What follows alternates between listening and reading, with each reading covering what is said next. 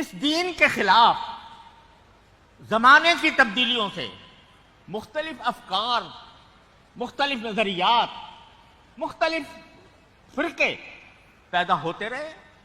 ایک زمانے تک ان کا ڈنکا بجا، ایک زمانے تک ان کے افکار جو ہیں دنیا کے دلوں پر مسلط ہوئے، اور یہ سمجھ میں آتا تھا کہ بھائی دیکھو جتنی نئی نسل ہے وہ ساری ان کے پیچھے جا رہی ہے، سب ان کے پیچھے بھاگ رہے ہیں.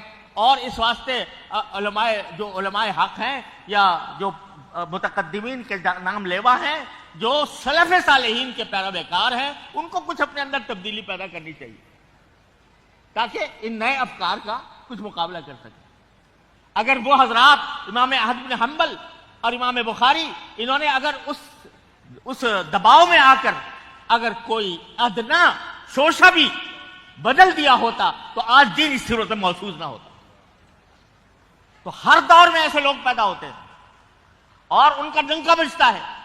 ان کے بارے میں کہا جاتا ہے بھائی بڑے مؤثر، ان کا کلام بڑا مؤثر ہے، لوگ ان کے پیچھے چل رہے ہیں. لوگ کہا جاتا ہے کہ یہ نئے افکار لے کر آئے ہیں اور نئے نظریات لے کر آئے ہیں، اور ان کے پیچھے چلنے والوں کی ایک فوج ہے جو ان کے پیچھے چل رہی ہے، اور یہ بیچارے پرانے لوگ سلف صالحین کے پیروکار یہ پیچھے رہ گئے ہیں اور وہ آگے بڑھ گئے ہیں. میرے بھائیوں، وہ جتنے آگے بڑھنے والے ہیں وہ بھی اسی طرح تاریخ کا حصہ بننے والے ہیں جیسے معتزلہ اور جہمیہ بنے تھے. لہذا کبھی اس بات سے مرعوب نہ ہونا کہ فلاں نظریہ جو ہے اس کا بڑا چرچا ہے، فلاں نظریہ بڑا پھیل رہا ہے، نوجوان نسل اس کی طرف جا رہی ہے، اس کے باتوں کے اندر بڑی تاثیر ہے. اس بات سے کبھی مرعوب نہ ہونا. یہ سارے نظریات، سارے افکار جو مان علیہ واصحابی کے خلاف ہے، سب مٹنے والے ہیں. ایک دن وہ بھی تاریخ کا حصہ بنیں گے جس طرح معتزلہ اور جہمیہ بن گئے. تو اس واسطے میں اس کتاب التوحید کو میں ایک سبق کے طور پر پڑھتا ہوں، سبق کے طور پر پڑھتا ہوں کہ دیکھو یہ سارے تھے، کہاں گئے؟ آج بھی ہمارے سامنے کیسے نظریات ہیں، کیسے افکار ہیں، کیسے لوگ آ رہے ہیں، نئی نئی باتیں کر رہے ہیں. بھائی اس میں بڑی جدت ہے، اس کے بیان میں بڑی جدت ہے، اس کے بیان میں بڑی تاثیر ہے، اس کی تحریر میں بڑی جان ہے. یہ لوگ جو ہیں وہ اس کے پیچھے چل رہے ہیں. ڈنکا بجا ہوا ہے کن کے بعد؟ نو تعلیم یافتہ قوم جو ہے وہ ان کے پیچھے چل رہی ہے. تو میرے بھائیوں جانے دو ان کے پیچھے، ہم تو اسی پر رہیں گے جو مان علیہ واصحابی کا پیغام ہے. یہ سب مٹ جائیں گے، سب فنا ہو جائیں گے اور تاریخ کا حصہ بنیں گے. میں تو معتزلہ جہمیہ کی بات کر رہا ہوں.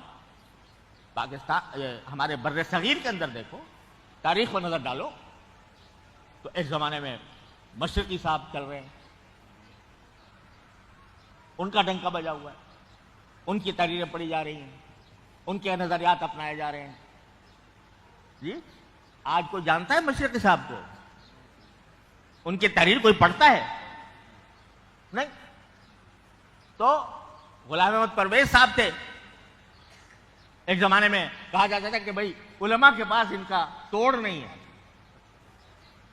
سوائے کفر کے فتوے.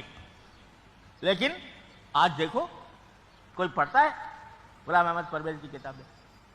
وہ کباڑیوں کے ہاں بک رہی ہیں. تو میرے بھائیوں، اپنے آپ کو مان علیہ واصحابی کا پیغام دینے والا بنو، اور کسی بھی ادھر ادھر کی تحریکوں سے، ادھر ادھر کے نظریات سے یہ نہ سمجھنا کہ اسلام میں آج ترمیم کی ضرورت پیش آ گئی ہے، اسلام کے ہمیں اپنے سلف صالحین کے طریقے سے بدلنے کی ضرورت پیش آ گئی ہے. کبھی دماغ میں یہ خیال نہ لانا. ان کا جو پڑھائی جاتی ہے نا، لوگ کہتے ہیں بھائی معتزلہ کو اب کیا پڑھیں اور جہمیہ کو کیا پڑھیں.